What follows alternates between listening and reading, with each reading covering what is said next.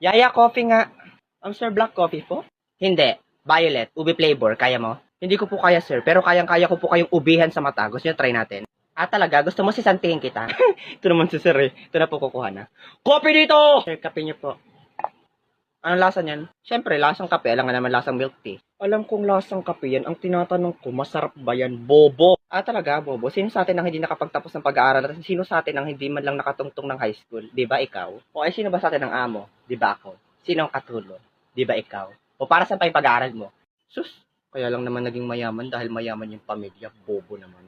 Tapos kurakot pa sa kumpanya, tapos kuripot.